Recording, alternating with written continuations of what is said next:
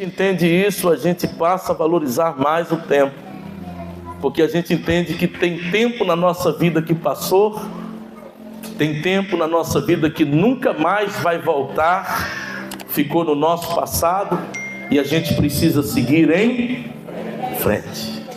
Não adianta querer viver de um tempo que passou, e eu sei que muitos de vocês tiveram um tempo bom no passado de vocês.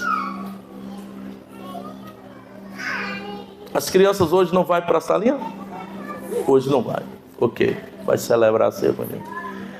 Eu sei que vocês também, em um tempo na vida de vocês que já passou, vocês tiveram momentos ruins, sim ou não? A gente teve momentos bons e a gente teve momentos ruins. Mas foram tempos que já passaram, eles não voltam mais. E a gente precisa entender isso. Às vezes a gente vê pessoas que querem viver fora do tempo. Irmão, você querer viver fora do tempo é uma tragédia para a sua vida. É uma tragédia para a sua vida. Às vezes a gente desperdiçou toda a nossa juventude, que era para a gente fazer coisas que a gente deixou de fazer. E quando a gente já está velho, aí agora a gente começa a se sentir jovem e a gente quer fazer coisas que a gente não fez na nossa infância ou na nossa juventude. Isso aqui está um grande problema, porque a sua mente pode ser de um jovem, a sua aparência pode ser de um jovem, mas o seu corpo, o seu organismo não vai ser mais de uma pessoa jovem. Você vai ter limitações e você vai precisar entender isso. Então, se eu puder dar uma palavra hoje para todo mundo que está aqui, aqui todo mundo aqui, a maioria tem menos de 40 anos aqui. Quem tem menos de 40 anos aqui? Glória a Deus. Nós temos menos de 40. A vida vai começar para a gente. Diga, a vida ainda vai começar. Quem tem mais de 40 aqui, levanta a mão. Deixa eu te falar uma coisa, a vida começou aos 40 para você, então a vida só está começando. Aproveite o tempo. Aproveite o tempo que Deus está lhe dando. Aos jovens, deixa eu te falar, jovens, aproveite o tempo para estudar. Porque esse tempo vai passar e mais tarde vocês podem se arrepender, como disse Salomão, dizendo: jovem, lembra-te do teu Criador nos dias da tua mocidade, antes que chegue o tempo em que vocês vão envelhecer e vocês vão perder o prazer na vida de vocês. Então aproveite o tempo agora que tem papai e mamãe pagando estudo. A gente só precisa estudar. Aproveite esse tempo para estudar. Não queime essa etapa, porque mais tarde você pode se arrepender. Quantas pessoas se arrependeram hoje? Estão arrependidas, porque quando era para eles estudarem, eles não foram às aulas, eles não aproveitaram papai e mamãe pagando, comprando, se esforçando, sacrificando, dando a vida para tornar o cara um doutor, uma doutora, e eles sabotando. Hoje eu tenho o maior arrependimento. Meu pai trabalhando na roça, minha mãe com muita dificuldade, e eu ia para a escola para poder ficar brigando na escola, para comer a merenda da escola e para rasgar os cadernos. Depois, hoje, quando eu paro assim, falo: Deus, o que eu fiz da minha vida? Então você que tem a oportunidade, não perca essa oportunidade que Deus está lhe dando. Aproveite todo o tempo que Deus está lhe dando, porque o tempo não vai voltar mais na sua vida. Você precisa valorizar. Essa noite eu quero te despertar, porque tudo na vida, boa parte das coisas você vai poder recuperar. Relacionamentos a gente recupera, dinheiro que a gente perdeu a gente recupera, patrimônios que a gente perdeu a gente pode recuperar, mas a única coisa que a gente jamais vai recuperar é o nosso tempo. O tempo é o bem mais precioso que eu e vocês nós temos. Então, comece a pensar direitinho com que você tem gastado seu tempo. Com quem você tem gastado seu tempo? E comece a rever os seus conceitos, porque às vezes você pode no futuro se arrepender. Você poderia ter dado mais tempo às pessoas mais importantes da tua vida, e tu deu a pessoas que não valeram o seu tempo. Avalie as suas prioridades. Avalie. Invista o bem mais precioso que você tem nas pessoas mais importantes que você tem. Amém? Porque o tempo passa. Fala com a pessoa que está do seu lado. Diga, o tempo passa. Ele não volta mais. Porque tudo tem um tempo. E a gente não pode desperdiçar o tempo que a gente tem agora. Olha o que nos diz Mateus capítulo 26. Qual de vós, por mais que se preocupe, pode acrescentar algum tempo, algum dia à sua jornada? Quem é que pode acrescentar? Nenhum de nós. Você não determina quanto tempo você vai ter de vida, quantos anos mais você vai viver. E você precisa pensar nisso todos os dias. Porque muitos de nós estamos como aquele homem louco, fazendo planos, dizendo, eu vou construir celeiros, eu vou fazer grandes depósitos, e depois que eu construir esses celeiros e encher esses depósitos, eu vou olhar para tudo que eu fiz e vou dizer agora, oh minha alma, se alegra, regozija-se em tudo que fiz. Jesus disse, louco, o que tens preparado para quem será? Porque ainda esta noite será lhe pedido a sua alma. Ou seja, Jesus está dizendo, esse cara está fazendo planos para um tempo futuro e ele não vai viver esse tempo futuro. Você entendeu que a gente precisa entender que o melhor momento da nossa vida, o melhor tempo da nossa vida é hoje. Não é ontem, não é o ano que passou. O melhor tempo da nossa vida é hoje. Hoje é o melhor tempo da sua vida. Você está no melhor momento. Você está no melhor tempo da sua vida. E valorize o tempo que Deus lhe deu. No dia que você nasceu, o seu tempo começou a contar. E você começou a morrer. Você está morrendo, você sabia disso? Eu estou morrendo. Nós estamos morrendo. E cada dia que passa, o nosso tempo de vida vai diminuindo. Tem um filme, a pastora estava lá. Como é que é o nome do filme?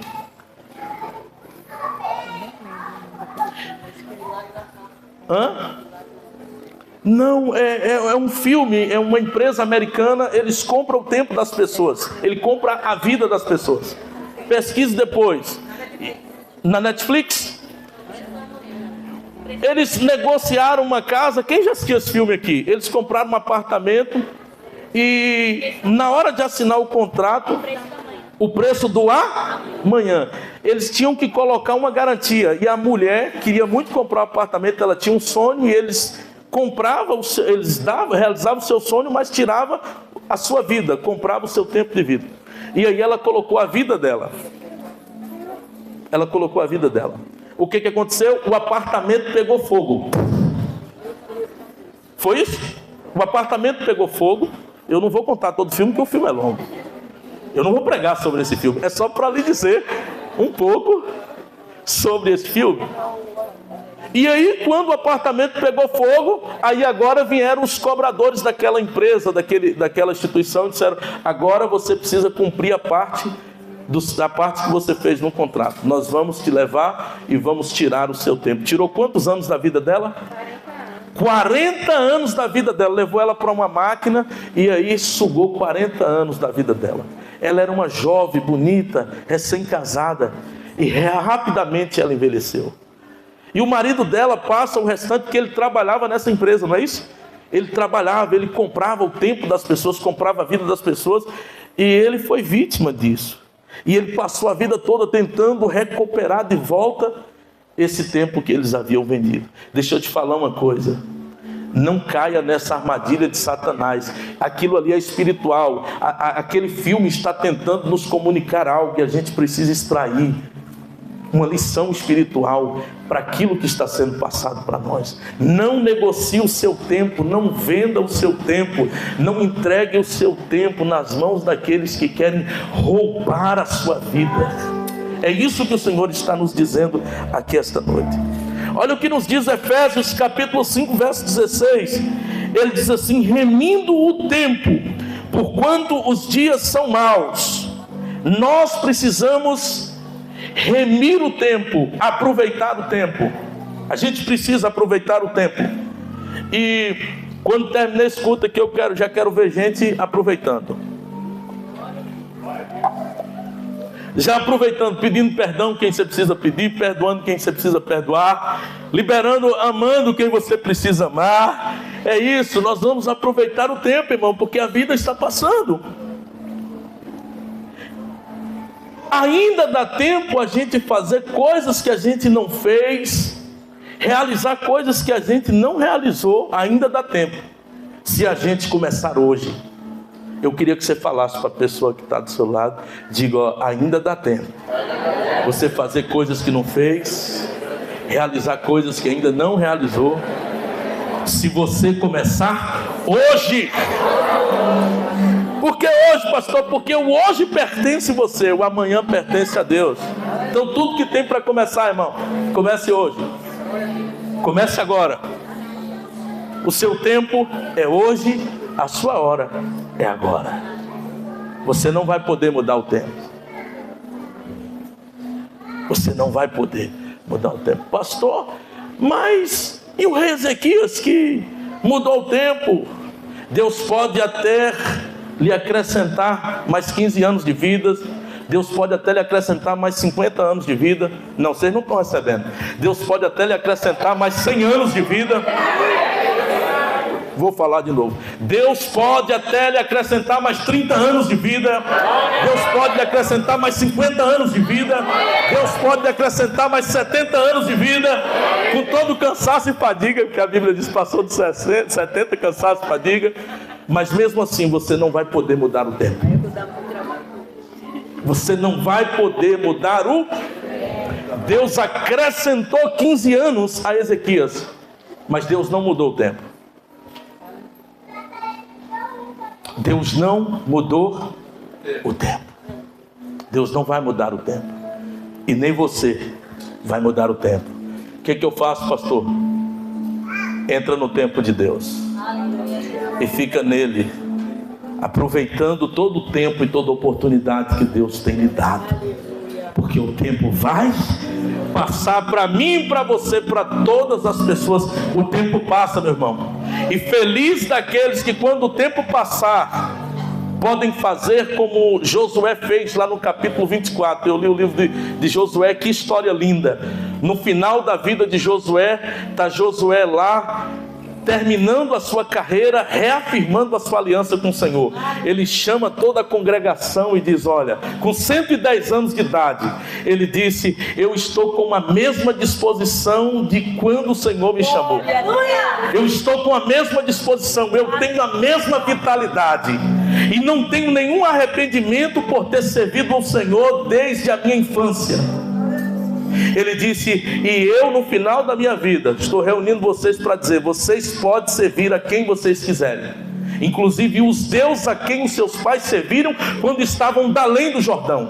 Porém, vocês fiquem sabendo que eu e a minha casa continuaremos servindo ao Senhor. Nós nunca nos prostraremos diante de outro Deus que não seja o Deus de Israel. Ele encerra a sua carreira, ele combate o bom combate, encerra a carreira e sobretudo ele guarda a fé. Quando eu li aquela história, eu parei, era umas 12 horas da noite, eu fui chorar.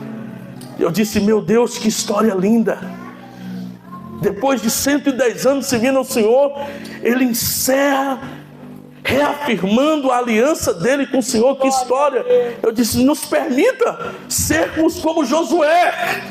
Nós queremos ser como esta geração que não duvida das suas promessas, que acredita naquilo que o Senhor falou, que caminha por esta convicção e que quando entra na terra e até quando está encerrando a carreira, a gente está aliançado com o Senhor.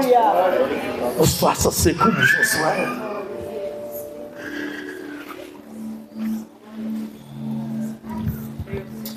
A segunda coisa que nós não podemos mudar é a verdade. Olha o que nos diz 2 Coríntios capítulo 13, versículo 8. Ele diz assim: pois nós não podemos fazer nada contra a verdade, somente a favor da verdade. Irmão, ninguém muda a verdade. Ninguém muda a verdade. E deixa eu te falar uma coisa, essa semana eu estou ali e o pastor falando sobre as pesquisas que falam sobre os piores vícios dos crentes. Os crentes, às vezes, eles abandonam algumas práticas, mas eles viciam em outras. E por incrível que pareça, foi constatado que um dos piores vícios dos crentes é a mentira. Hã? Pensei que era bem demais. Pesquisas dizem, não, que os crentes, eles desenvolvem hábitos de mentir. Eles criam um vício, e às vezes o cara mente só por esporte. Ele mente só por esporte, não tem porquê ele mentir. E ele mente às vezes para justificar uma coisa que não era nem para ele justificar. E aí ele cria uma história, ele cria uma mentira. E eu tenho dificuldade de falar com gente. Talvez tem pessoas que Sumaí, que é mais preparada para isso, costuma lidar com gente que tem essas neuroses todas, essas dificuldades. Você precisa fazer eu me ensinar, porque às vezes o cara cria uma história e ele esconde a verdade. Ele cria uma história, porque nem toda história é a verdade.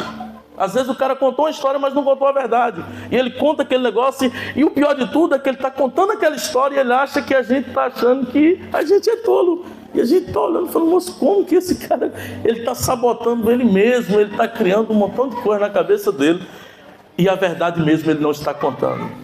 Então, querido, deixa eu te falar uma coisa, cuidado com isso. Policie a sua vida, pare de estar contando história, comece a contar a verdade, porque nada pode contra a verdade, senão a própria verdade.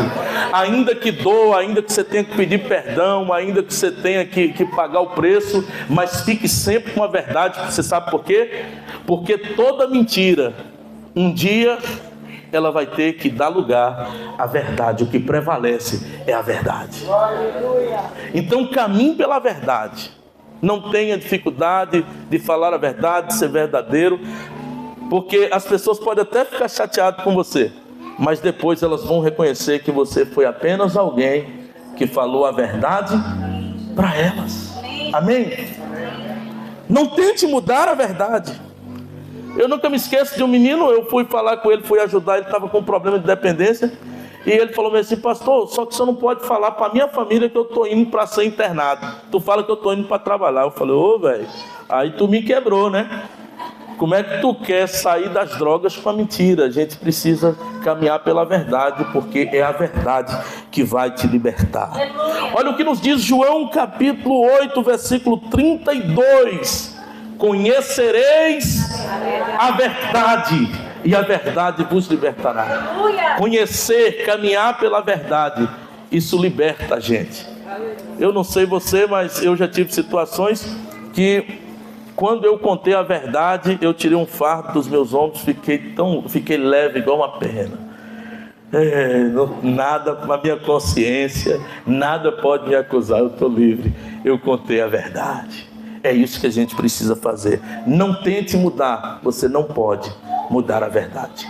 Mas se você aceitar a verdade vai mudar você. Aleluia. Você não muda a verdade, mas se aceitar a verdade mudará a sua vida completamente.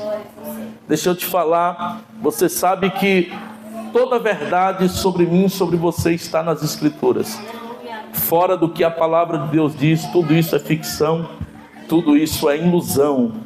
Então você precisa examinar as Escrituras e saber o que Deus está falando sobre você, porque isso é verdade, e você precisa tomar isso como algo, como verdade absoluta para a sua vida. Caminhe por esta palavra e você vai prosperar. Um exemplo, esta noite nós estamos aqui nessa ceia, e esta ceia aqui está comunicando uma verdade de Deus para a sua vida. Ela está dizendo que nesse sacrifício eu e você fomos salvos, Nesse sacrifício nós fomos perdoados, nesse sacrifício nós fomos curados, nesse sacrifício nós fomos redimidos. Isso é uma verdade de Deus para a nossa vida. Amém? Então pegue essa verdade e você vai prosperar.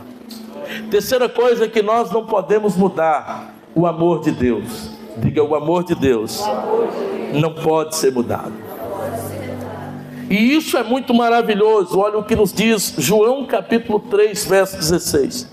Porque Deus amou o mundo de tal maneira que deu o seu único Filho, para que todo aquele que nele crer não morra, mas que tenha a vida eterna.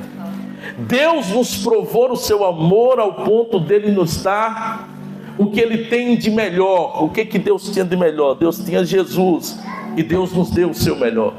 E ele nos deu por amor, e ele não deu só por amor a mim e a você que está aqui nesse culto. Ele deu a todas as pessoas, inclusive o cara que agora está no bar, o cara que agora está nas drogas, o cara que agora está na prostituição. Foi por todas estas pessoas que Deus deu o seu único Filho. E a gente precisa entender isso. A gente precisa entender isso. Deus, em sua essência, Ele é amor. Ele é amor. E Ele ama todas as pessoas igualmente. Você pode olhar e dizer: mas eu a vida toda fiz as coisas certas. Glória a Deus por isso, porque você a vida toda fez as coisas certas. E o cara que a vida toda fez as coisas erradas, mesmo assim, Deus amou ele, Jesus morreu por ele também. Não é porque a gente fez as coisas certas ou porque a gente faz as coisas erradas. É porque Deus nos amou primeiro, quando nós ainda éramos pecadores. E eu vou te falar uma coisa: e nenhum de nós éramos e somos merecedores deste infinito amor de Deus. Ele se manifestou a nós por causa da graça de Deus, e a gente não pode mudar isso. Você não pode, eu não posso mudar isso. A única coisa que a gente precisa fazer, Vânia, é aceitar o amor de Deus, é aceitar ser amado. Nós somos amados, não pelo que fazemos de certo ou de errado, mas por aquilo que somos. Nós somos filhos amados do Pai. Nós somos amados. Somos amados porque o amor nos...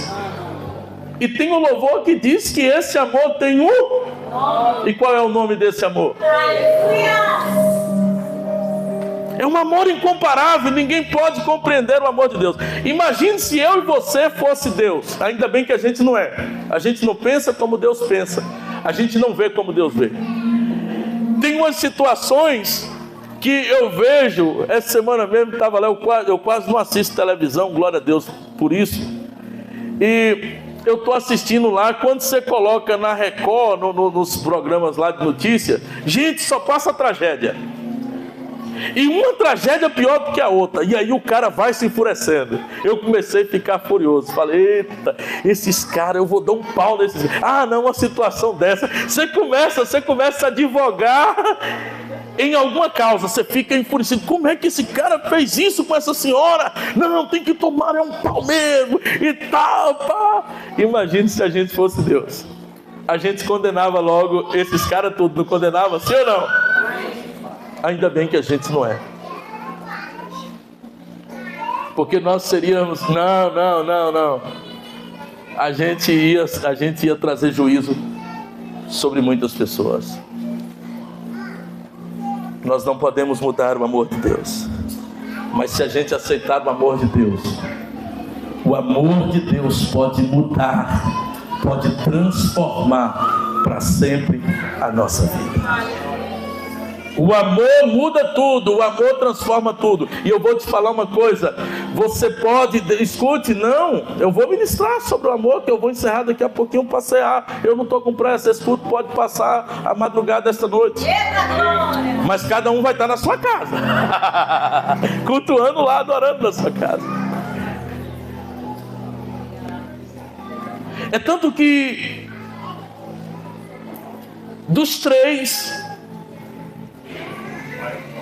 mais importante de toda a vida, a fé, a esperança e o amor. Sendo o maior dele o amor. Por que sendo o maior dele o amor? Porque o amor é o único sentimento, e se eu posso dizer que o amor é um sentimento, talvez para nós ele pode ser um sentimento. Para Deus ele é mais do que um sentimento, ele é uma pessoa. É a essência do caráter de Deus.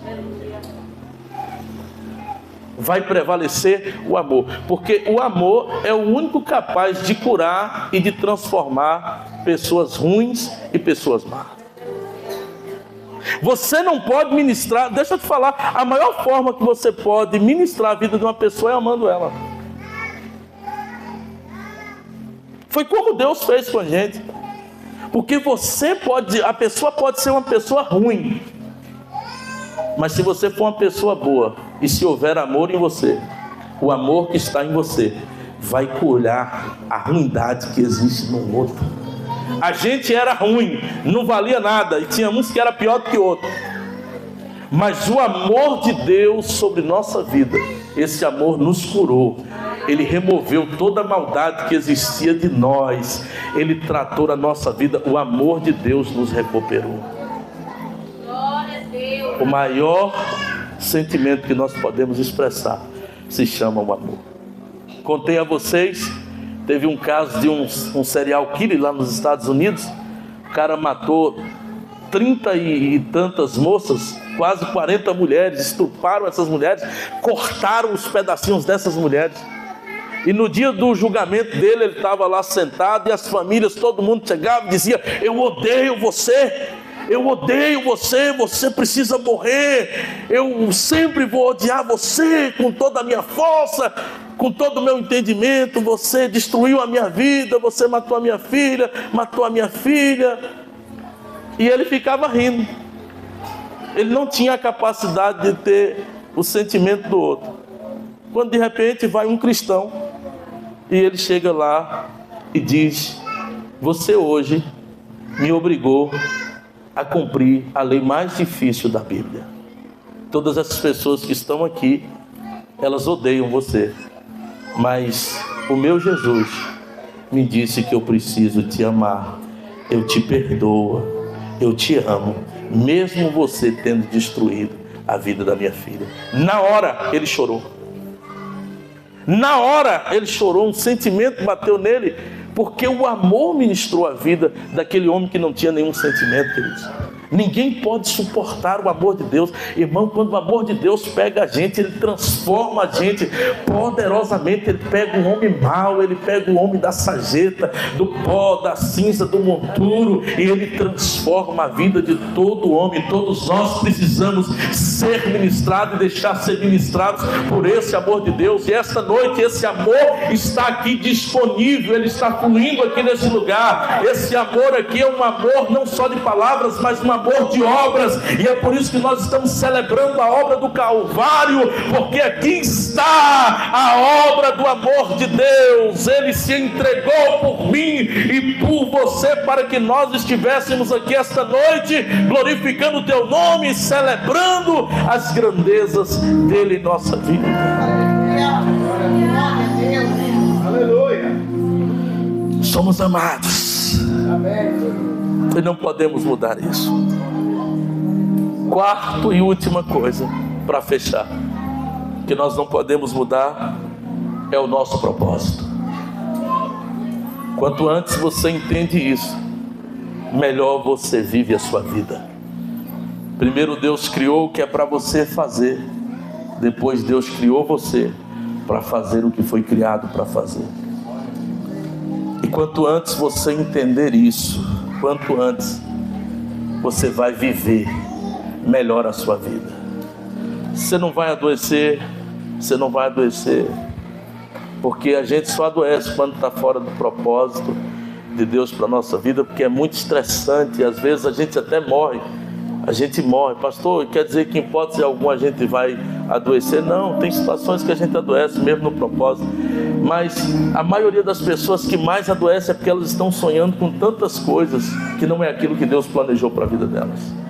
E isso é muito desgastante, é muito estressante. Isso consome a nossa vida, isso tira a nossa paz. Então essa noite, entenda, você não pode mudar aquilo que você foi criado para fazer.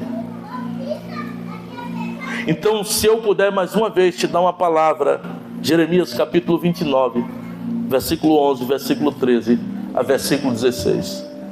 Procure ao seu Criador, busque saber por que você está aqui, o que você foi criado para fazer, o que Ele quer que você faça.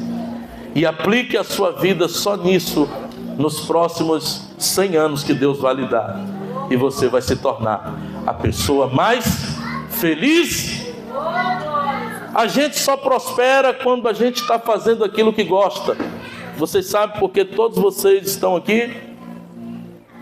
E você sabe por que eu estou tão feliz assim? Porque estou fazendo o que gosto de fazer. Fui criado para fazer isso. Só vou fazer isso em toda a minha vida, até Jesus voltar. E eu estou feliz. Estou feliz.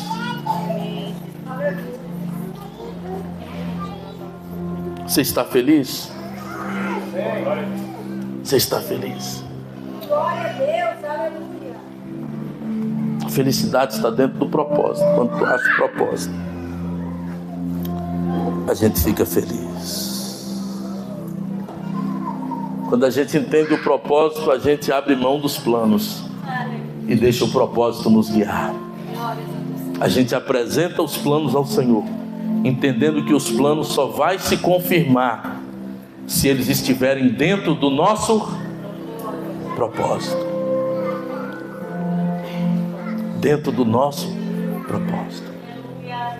Nós estamos agora com um propósito de sair desse espaço e ir para um espaço 4 vezes maior do que esse e botar uma estrutura para 1000 pessoas. Não, vocês não celebraram. Nós vamos para um espaço e vamos montar uma estrutura para 1000 pessoas. Nós vamos ganhar 1000 pessoas para Jesus. E vocês vão me ajudar a fazer isso.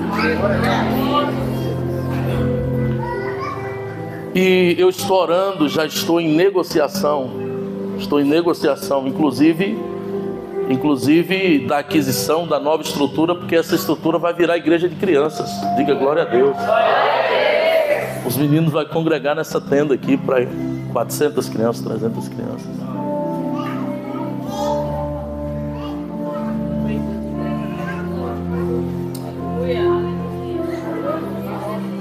Não, comece a pensar, eu quero que vocês comecem a sonhar com isso.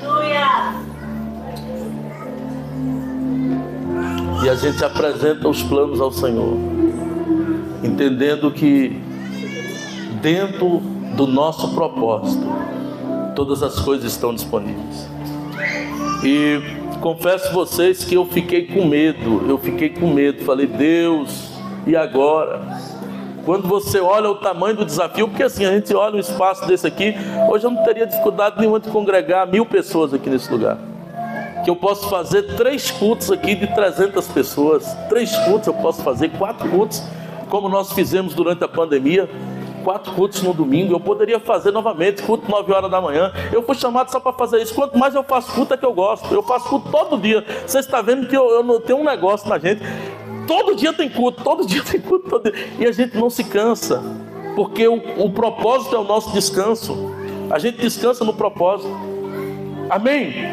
E eu não teria dificuldade nenhuma, só que eu também não posso me acovardar achando que isso aqui é tudo. Existe mais de Deus para nós. O propósito tem mais para nós. Nós precisamos caminhar para lá. E aí eu comecei a olhar para o tamanho dos desafios. Falei, Deus, e agora? Eu vou ou eu fico? E o Senhor falou, é melhor você ir ter que voltar do que não ir. E se você ir e tiver que ficar? E aí quando essa semana eu estou lá, e aí não sei, parece que estava na porta do lugar, e quando eu estou lá, aí daqui a pouco Joel Pereira me manda uma palavra, e Joel Pereira falou, tenha coragem, porque o recurso pega carona com a coragem. Eu falei, meu Deus do céu. O recurso está em algum lugar, só que ninguém vai disponibilizar se eles não encontrar coragem. Ele falou, então você cria coragem e pode ter certeza, porque o recurso pegará carona na sua coragem. Eu disse, o Senhor é conosco, eu estou com coragem, eu estou motivado, eu estou com fé. Nós vamos dar um passo de fé, de onde vai vir recurso, de onde vai vir provisão de todos os cantos. Aonde nós colocarmos a mão vai fluir recursos. O Senhor nos fará prosperar. Mais uma vez se cumprirá Deuteronômio capítulo 8. Deus nos colocou em uma terra boa, em uma terra de ribeiros, de águas e de fontes. Deus nos colocou em uma terra aonde nas nossas montanhas nós temos pedras preciosas, no meio dos nossos vales nós extraímos brômio, potássio, nós temos todas as riquezas que nós precisamos, nós temos abundância de pão, nós temos trigo, nós temos cevada, nós temos oliveiras, nós temos romanceiras, nós temos muitas ovelhas, e o Senhor nos tem feito prosperar. Tudo nós entendemos que sempre foi e sempre será o nosso Deus, o nosso provedor. Ele fez e fará de novo para a glória dele.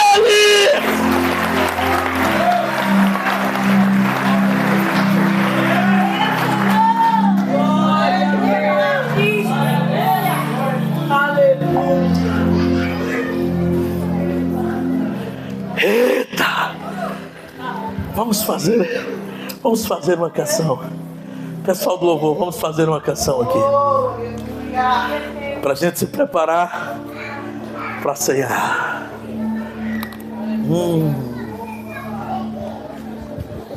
O Senhor está aqui. Glória a Deus. O Senhor está aqui. Essa noite é onde está a primeira vida que aceita o amor de Deus como verdade absoluta para a sua vida.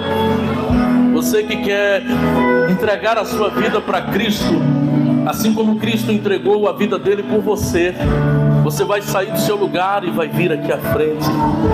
Você vai sair do seu lugar e vai vir aqui à frente.